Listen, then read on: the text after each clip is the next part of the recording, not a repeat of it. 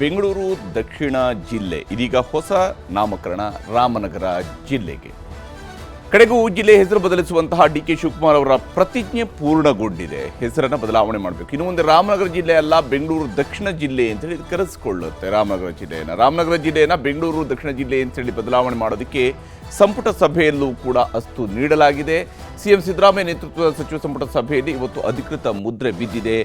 ಹಿಂದೆ ಕುಮಾರಸ್ವಾಮಿ ಅವರು ಮುಖ್ಯಮಂತ್ರಿ ಆಗಿದ್ದಾಗ ರಾಮನಗರ ಜಿಲ್ಲೆ ರಚನೆ ಆಗಿತ್ತು. ಕೇಂದ್ರ ಸರ್ಕಾರ ರೆಡ್ ಸಿಗ್ನಲ್ ಕೊಟ್ಟಿತ್ತು ಹೆಸರು ಬದಲಾವಣೆಗೆ. ಈ ಹಿಂದೆಯೂ ಕೂಡ ಈ ಪ್ರಸ್ತಾವನೆ ಬಂದಿತ್ತು, ಕಳಿಸಿತ್ತು ಕೇಂದ್ರ ಸರ್ಕಾರಕ್ಕೆ. ಆಗ ಅವರು ಇಲ್ಲ, ಹಾಗೆ ಬದಲಾವಣೆ ಮಾಡೋದು ಅವಶ್ಯಕತೆ ಇಲ್ಲ ಅಂತೇಳಿ ಕಳಿಸಿದ್ರು. ಆದರೆ ಇದು ರಾಜ್ಯ ಸರ್ಕಾರ ಮತ್ತೊಮ್ಮೆ ನಿರ್ಧಾರವನ್ನು ಕೈಗೊಂಡಿದೆ. ಮತ್ತು ಸರ್ಕಾರ ಕೊಡ್ತಿರುವಂಥ ಸಮರ್ಥನೆ ಅಂತ ಹೇಳಿದರೆ ಜಿಲ್ಲೆಗಳ ಹೆಸರನ್ನು ಬದಲಾವಣೆ ಮಾಡುವಂಥ ಅಧಿಕಾರ ಅದು ರಾಜ್ಯಗಳಿಗೆ ಸೇರಿರುವಂಥದ್ದು, ಕೇಂದ್ರದ್ದಲ್ಲ, ರಾಜ್ಯಗಳಿಗೆ ಸೇರಿರುವಂಥದ್ದು ಅಂತೇಳಿ ರಾಜ್ಯ ಸರ್ಕಾರ ಸಮರ್ಥನೆ ಕೊಟ್ಟಿದೆ. ಹೀಗಾಗಿ ಕೇಂದ್ರ ಕೂಡ ಇದನ್ನು ಒಪ್ಕೊಳ್ಬೇಕಾಗತ್ತೆ ಅನ್ನೋದನ್ನು ಸರ್ಕಾರ ಹೇಳ್ತಾ ಇರೋಂಥದ್ದು. ಆದರೆ ಇದನ್ನು ಪ್ರತಿಪಕ್ಷದವರು ವಿರೋಧವನ್ನು ಕೂಡ ಮಾಡ್ತಾ ಇದ್ದಾರೆ. ಯಾರು ಏನು ಹೇಳ್ತಿದ್ದಾರೆ ಈ ವಿಚಾರದಲ್ಲಿ ಅನ್ನೋದು ನಿಮಗೆ ತೋರಿಸ್ತೀವಿ. ಇವತ್ತಿಂದ ಬೆಂಗಳೂರು ರಾಮನಗರ ಜಿಲ್ಲೆ ಹೆಡ್ ಕ್ವಾರ್ಟರ್ಸು ರಾಮನಗರದಲ್ಲೇ ಇರ್ತದೆ. ಮೂಲ ಅದು ಬೆಂಗಳೂರು ಜಿಲ್ಲೆ ಆಗಿತ್ತು. ಇವತ್ತು ಕ್ಯಾಬಿನೆಟ್ನಲ್ಲಿ ಅದು ಬೆಂಗಳೂರು ದಕ್ಷಿಣ ಜಿಲ್ಲೆ ಅಂತ ಹೇಳಿ ಇವತ್ತು ಕ್ಯಾಬಿನೆಟ್ನಲ್ಲಿ ತೀರ್ಮಾನ ಆಗಿದೆ. ಇವತ್ತು ಅದು ಸಂಬಂಧಪಟ್ಟಂತೆ ಆದೇಶ ಕೂಡ ಬರ್ತದೆ. ಇದೊಂದು ಸಂತೋಷವಾದಂಥ ವಿಚಾರ. ನೀವೇನಾರು ಹೇಳ್ಕೊಳ್ಳಿ, ನಾವು ಮನ್ಸಿಗೆ ಬಂದಂಗೆ ಮಾಡ್ತೀವಿ. ಜನ ನಮ್ಗೆ ಅಧಿಕಾರ ಕೊಟ್ಟವ್ರೆ, ನಾವು ಏನ್ ಬೇಕಾದ್ರೆ ಮಾಡ್ತೀವಿ ಅಂತ. ರಾಮನಗರ ಅನ್ನುವಂಥ ಹೆಸರು ಇಡೀ ನಾಡಿನ ಜನತೆ ಆರಾಧಿಸುವಂತ ರಾಮನಗರ ಜಿಲ್ಲೆ ಜನರು ಇಷ್ಟಪಡುವಂತ ಹೆಸರು. ಅದನ್ನ ಬದಲಾಯಿಸಿ ಬೆಂಗಳೂರು ದಕ್ಷಿಣ ಹೆಸರು ಬದಲಾಯಿಸ್ಬಿಟ್ರೆ ಪ್ರಗತಿ ಆಗ್ಬಿಡ್ತದ? ಸನ್ಮಾನ್ಯ ಮುಖ್ಯಮಂತ್ರಿಗಳೇ, ಉಪಮುಖ್ಯಮಂತ್ರಿಗಳೇ, ಹೆಸರು ಬದಲಾಯಿಸಂಗಿದ್ರೆ ಶಿವಕುಮಾರ್ ಹೋಗಿ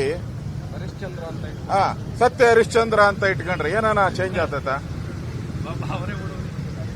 ಶಿವಕುಮಾರ್ ಡಿ.ಕೆ. ಶಿವಕುಮಾರ್ ಅಂತ ಹೇಳ್ಬಿಟ್ಬಿಟ್ಟು ಸತ್ಯ ಹರಿಶ್ಚಂದ್ರ ಅಂತ ಇಟ್ಕೊಂಡ್ರೆ ಏನಾಗ್ತದ? ಏನಾಗಲ್ಲ. ಅದೇ ಹಂಗೆ ಇರ್ತೈತಲ್ಲ. ರಾಮನಗರಾಗೆ ಇರಬೇಕು, ಬೆಂಗಳೂರಾಗೆ ಇರಬೇಕು. ಇದು ಇತರ ಸಂಸ್ಕೃತಿಗೆ ಹೋಗಿ ತಮ್ಗೆ ಏನೇನ್ ಬೇಕೋ ಅದನ್ನ ಮಾಡ್ಕೊಳ್ಳುವಂತ ಪ್ರವೃತ್ತಿಗೆ ಈ ಸರ್ಕಾರಗಳು ಇಳಿತಾ ಇದ್ದಾವೇನೋ ಅಂತ ಅನ್ನುವ ಅನುಮಾನ ನಮಗೆ ಬರ್ತಾದೆ. ಒಂದ್ ಕಡೆ ಕಾರ್ಪೊರೇಟ್ ಕಂಪ್ನಿಗಳು ನಮ್ಮೆಲ್ಲ ರೈತರ ಎಲ್ಲ ಜಮೀನು ಕಬಳಿಸುವಂತ ಒಂದು ಹುನ್ನಾರ ಆಗೈತೆ.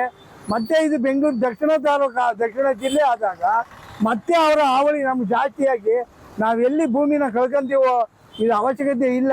ಒಂದು ಏನಾದ್ರೂ ಮಾಡಬೇಕು ಅಂದ್ರೆ ಸಾರ್ವಜನಿಕವಾಗಿ ಕೂಗಿರ್ಬೇಕಾಗಿತ್ತು, ಅಥವಾ ಏನಾದ್ರೂ ಅಪಸ್ವರ ಇರಬೇಕಾಗಿತ್ತು.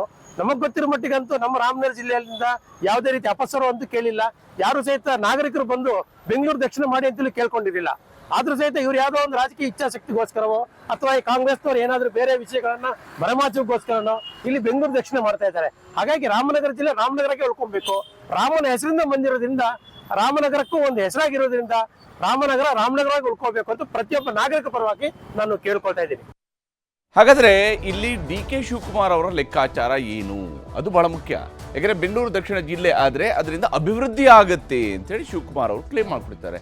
ಬೆಂಗಳೂರಿನ ಬ್ರ್ಯಾಂಡ್ ವ್ಯಾಲ್ಯೂ ಈ ರಾಮನಗರ ಜಿಲ್ಲೆಗೂ ಕೂಡ ಸಿಗುತ್ತೆ. ಅಂದರೆ ಬೆಂಗಳೂರು ದಕ್ಷಿಣ ಅಂತ ಕರೆಸ್ಕೊಳ್ಳುವಂಥದ್ದು. ಮತ್ತು ಇದು ಈ ಹಿಂದೆಯೂ ಕೂಡ ಈ ಪ್ರದೇಶ ರಾಮನಗರ ಜಿಲ್ಲೆ ಭಾಗದಲ್ಲಿರ್ತಕ್ಕಂಥ ಯಾವ ತಾಲೂಕುಗಳಿದಾವೋ, ಚನ್ನಪಟ್ಟಣ, ಮಾಗಡಿ, ರಾಮನಗರ, ಹಾಗೆಯೇ ಕನಕಪುರ ಎಲ್ಲ ತಾಲೂಕುಗಳು ಕೂಡ ಹಿಂದೆ ಬೆಂಗಳೂರು ಗ್ರಾಮಾಂತರ ಜಿಲ್ಲೆಗೆ ಸೇರ್ಪಡೆಯಾಗಿದ್ವು. ಇದೇ ಕಾರಣಕ್ಕೆ ಈಗ ಬೆಂಗಳೂರು ದಕ್ಷಿಣ ಅನ್ನುವಂಥ ಹೆಸರಿಡಲಾಗಿದೆ. ಮತ್ತು ಬೆಂಗಳೂರು ಹೆಸರು ಜೋಡಣೆಯಿಂದ ಅಭಿವೃದ್ಧಿ ಕೆಲಸಗಳಿಗೆ ವೇಗ ಸಿಗುತ್ತೆ ಅಂತೇಳಿ ಶಿವಕುಮಾರ್ ಅವರು ನಂಬಿದ್ದಾರೆ. ಕೈಗಾರಿಕೆಗಳನ್ನು ಬೆಂಗಳೂರು ದಕ್ಷಿಣ ಜಿಲ್ಲೆಗೆ ಆಕರ್ಷಣೆ ಮಾಡೋದು ಸುಲಭ ಆಗುತ್ತೆ. ಅಂದರೆ ಯಾವುದೇ ಜನರಿಗೂ ಕೂಡ ರಾಮನಗರ ಜಿಲ್ಲೆ ಅಂತ ಹೇಳೋ ಬದಲಿಗೆ ಬೆಂಗಳೂರು ಸೌತ್ ಡಿಸ್ಟ್ರಿಕ್ಟ್ ಅಂತ ಹೇಳಿದಾಗ ಹೆಚ್ಚಿನ ಬಂಡವಾಳ ಹೂಡಿಕೆಯೂ ಕೂಡ ಆಗಬಹುದು ಅನ್ನುವಂತಹ ಲೆಕ್ಕಾಚಾರ ಶಿವಕುಮಾರ್ ಅವರ ಮನಸ್ಸಿನಲ್ಲಿ ಇದೆ. ಇದೇ ಕಾರಣಕ್ಕೆ ಅವರು ತನ್ನ ಜನರಿಗೂ ಹೇಳಿದ್ದಾರೆ, ನೀವ್ಯಾರು ನಿಮ್ಮ ಆಸ್ತಿಯನ್ನು ಮಾರ್ಕೊಳ್ಬೇಡಿ, ಒಳ್ಳೆ ರೇಟ್ ಬರುತ್ತೆ ಅಂತ ಹೇಳಿದ್ದಾರೆ. ಅಂದರೆ ಕೃಷಿಕರಿಗಿರುವಂಥ ಆತಂಕ ಏನಂದರೆ ನಮ್ಮ ಕೃಷಿ ಜಮೀನಿನ ಕತೆ ಏನು ಅನ್ನುವಂಥ ಪ್ರಶ್ನೆ ಇದೆ. ಆದರೆ ಇಲ್ಲಿ ರಾಮನಗರ ಜನರು ಗಮನಿಸಬೇಕಾದ ಕೆಲವು ವಿಚಾರಗಳು ಇದ್ದೇ ಇದ್ದಾವೆ. ಜಿಲ್ಲೆ ಹೆಸರು ಬದಲಿಸಿರುವುದನ್ನು ಈಗ ಕೇಂದ್ರ ಸರ್ಕಾರ ಕೂಡ ಒಪ್ಪಿಕೊಳ್ಳಬಹುದು. ಕೇಂದ್ರ ಸರ್ಕಾರ ಒಪ್ಪಿಗೆಯನ್ನು ಸೂಚಿಸುವ ಸಾಧ್ಯತೆ ಜಾಸ್ತಿ ಇರುತ್ತೆ. ಕೇಂದ್ರ ಸರ್ಕಾರದ ದಾಖಲೆಗಳಲ್ಲಿ ಹೆಸರನ್ನ ಬದಲಾವಣೆ ಮಾಡಿಕೊಳ್ಳಲಾಗುತ್ತೆ. ಅಂದರೆ ಇನ್ನು ಮುಂದೆ ರಾಮನಗರ ಅನ್ನೋದಲ್ಲಿ ಬೆಂಗಳೂರು ದಕ್ಷಿಣ ಇರುತ್ತೆ. ಜಿಲ್ಲೆಯಲ್ಲಿ ಎಲ್ಲ ಕಡೆ ಬೆಂಗಳೂರು ದಕ್ಷಿಣ ಜಿಲ್ಲೆಯ ಎಲ್ಲ ಡಾಕ್ಯುಮೆಂಟ್ಸ್ಗಳಲ್ಲೂ ಕೂಡ ಬದಲಾವಣೆಯನ್ನು ಮಾಡ್ತಾರೆ. ಜಿಲ್ಲೆ ಹೆಸರು ಬದಲಾವಣೆಯಿಂದ ಜನರಿಗೆ ಆತಂಕ ಅವಶ್ಯಕತೆ ಇಲ್ಲ. ನಿಮಗೆ ಬೇಕಿದ್ದರಷ್ಟೇ ದಾಖಲೆಗಳಲ್ಲಿ ಜಿಲ್ಲೆ ಹೆಸರನ್ನು ನೀವು ಚೇಂಜ್ ಮಾಡಿಸ್ಕೊಳ್ಳಿ. ಇಲ್ಲದೆ ಹೋದರೆ ರಾಮನಗರ ಅಂತ ಹೇಳಿದ್ರು ಕೂಡ ಏನೂ ತೊಂದರೆ ಆಗೋದಿಲ್ಲ ನಿಮಗೆ.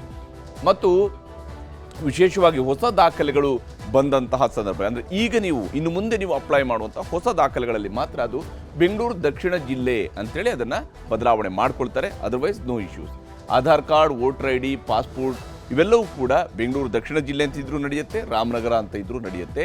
ನಿಮ್ಮ ಹಳೆ ಆಸ್ತಿ ಪತ್ರಗಳಲ್ಲೂ ಕೂಡ ರಾಮನಗರ ಅಂತ ಇರುತ್ತೆ, ಅಥವಾ ಅದಕ್ಕಿಂತಲೂ ಹಿಂದಿನ ದಾಖಲೆಗಳಲ್ಲಿ ಬೆಂಗಳೂರು ಗ್ರಾಮಾಂತರ ಅಂದು ಕೂಡ ಇರುತ್ತೆ. ಜಿಲ್ಲಾ ಕೇಂದ್ರ ಬದಲಾಗಲ್ಲ, ರಾಮನಗರವೇ ಜಿಲ್ಲಾ ಕೇಂದ್ರವಾಗಿ ಇರುತ್ತೆ. ಹೀಗಾಗಿ ಆಡಳಿತದ ಕೇಂದ್ರ ರಾಮನಗರವೇ ಆಗಿರುತ್ತೆ, ಹೆಸರು ಮಾತ್ರ ಬದಲಾಗಿದೆ.